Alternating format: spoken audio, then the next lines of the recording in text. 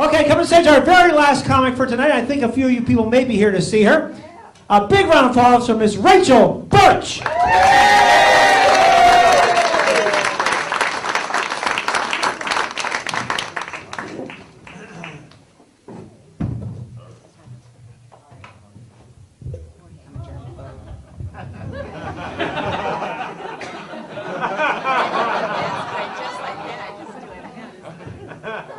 And a hypochondriac. Do y'all know what a hypochondriac is? It's a person that gets a headache and then immediately Googles the signs of a brain tumor. There's also a formal definition. You can Google that too. Pretty cool because Google has this feature, a word's use over time. You can see a word's use over time. When it was most popular, when it was used least, it was actually pretty interesting because the word hypochondriac was actually used the most back in the 1800s, before they even had Google. And that's interesting because that's the time when most people should be worried about their health, right? Picture something like, Romulus, did thou hear about Cornelius? He died of the Black Plague. I fear I will be here but a fortnight more. Oh, Hester, you're such a hypochondriac. I hope I didn't offend any Romuluses or Corneliuses. It's tough being a modern day hypochondriac, though, with all the social media and awareness. We have disease awareness months, we have disease awareness weeks, we even have disease awareness days. It's confusing because any particular day you could be celebrating 3 different diseases.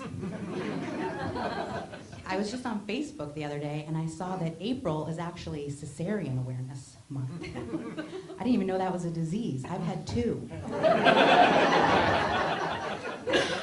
And Monday is Hemophilia Awareness Day. What is that? Don't Google it. You do not want to know. Happy STD Awareness Month, by the way.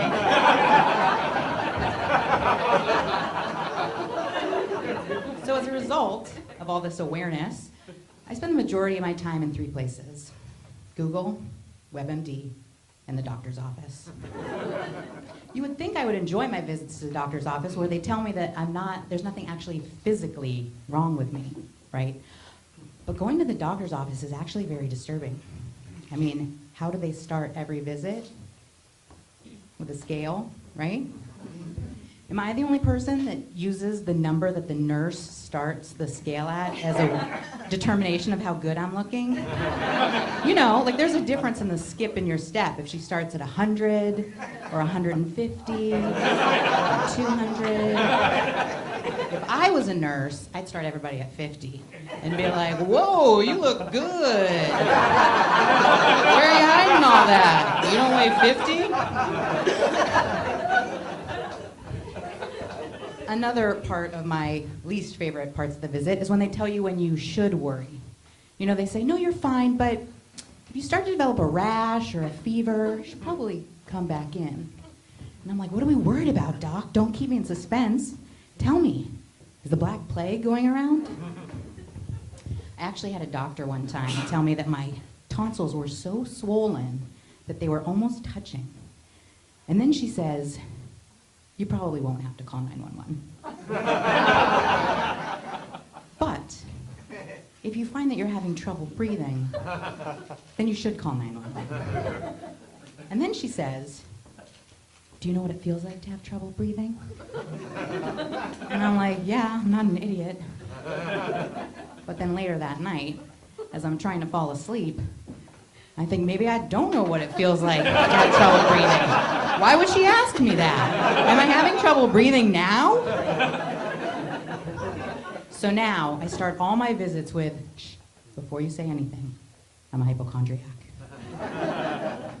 And I end all my visits with a question that doctors get a lot. Do you think Lyrica could be right for me? I mean, isn't that what you're supposed to do? Ask your doctor if random drugs that you see on TV are right for you. I mean, all you know is that if you get on this drug, you will find a soulmate. And you will ride a bicycle built for 2 to the farmer's market. And you will buy vegetables and a baguette and place them in your basket. These people get a lot done in a day, you know? And then they go wine tasting. And then they end up at a quaint little barn with a square dance going on inside, where everyone is taking Lyrica. Those commercials crack me up, though. Can you believe there's someone whose job it is to sit around all day and read the side effects in a sexy voice? This is where I make a sexy voice, but I just have a sexy voice, so I'm just letting you know that there's going to be a transition to me impersonating a sexy voice.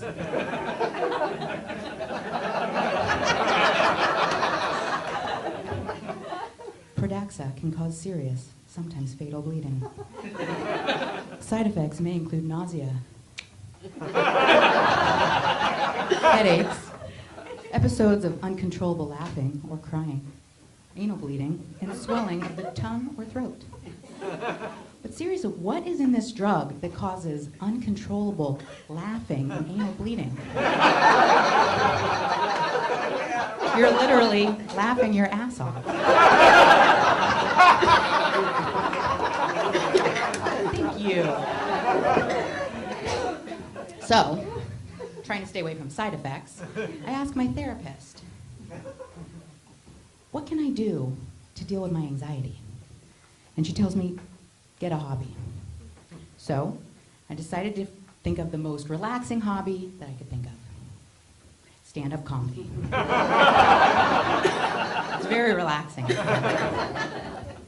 But I didn't know where to start, so I Googled that. And they said that you should start by talking about something that you hate or something that worries you. Well, I'm a Jewish lawyer, so I hate and worry about pretty much everything. Thank you. Just add things I feel guilty about, and we're going to be here all night. So you want to know what I worry about? Yes. I worry about being spied on by today's technology. Does anyone else feel like they're constantly being watched? Yeah. I mean, another hobby that I took up is online shopping. That's a hobby, right? So have you ever done this where you're looking at a site and you put a couple things in your cart and then you get distracted and you go do something else? And then like 10 minutes later, you get an email from that company that you just didn't buy from saying like, hey, we're so glad that you visited our website. We hope you had a pleasant experience, and we just want to remind you that you have a couple things in your cart that you might want to reconsider. That wasn't too bad. You might want to reconsider buying. That's creepy, right? Am I the only one that thinks it's like a weird marketing tactic? It would be like if you went on a first date with somebody, and then you sent them a text message thanking them for the good time you had and, telling them you'd like to go out again. And then you see those little dots, those dots that mean somebody's responding, but you don't get a text message back. So then you text them and you say, what? What were you going to say? You didn't have a good time? It's creepy. Right? And whose idea was it to add that feature of those little dots? Like, we don't spend enough time staring at our phones. Speaking of staring at our phones, who here's on Facebook? Couple people? Okay, hopefully not like right now. So, isn't that the best place to get your news? Like when a celebrity has died, or where your girlfriend's office for the day is, or spoiler alerts for all your favorite TV shows? I hate that. You know what else I hate? Happy people on Facebook. You know the ones, status update, just finished my 6-mile run. Hubby's making gluten-free, heart-shaped pancakes. Love my mister. Gag. Hope you choke on your pancakes. Or, pool day, this is the view from my office. I mean, does anyone on Facebook have a job? I actually have a friend who takes screenshots of text messages between her and her husband talking schmoopy talk and post that on Facebook. Like, we want to see that. The only time I have ever posted picture of a text message between me and my husband on Facebook was for protection and possibly evidence in my murder trial. Right? It's a true story. My husband's an attorney too. People say, oh, 2 attorneys. What's that like? Well, it's not as fun as it sounds. This is what it's this is what it's like being married to this attorney. You know those compatibility quizzes to tell you if your relationship is going to work out or not so much? The questions are like, question number 1, do you want to have kids? Question number 2, do you have any psychotic ex-girlfriends that might want to kill us in our sleep? Question number 3, how do you like your pornography? Amateur. I figure I'm an attorney. I get paid to ask hard questions. Question number 1, to test loyalty. If I killed your parents, would you turn me in?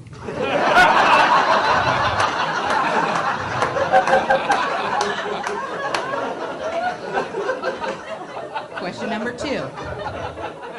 Question number 2. These are real questions for him. Question number 2. And feel free to use these in your relationships. Question number 2. If I contracted a horrible disease, because you guys know I'm a hypochondriac, that caused me to grow a penis, would you still love me? And that's a legitimate question, in sickness or in health. Most important question, any marriage. If my new penis was bigger than yours, it doesn't matter. Thank you, you guys have been great.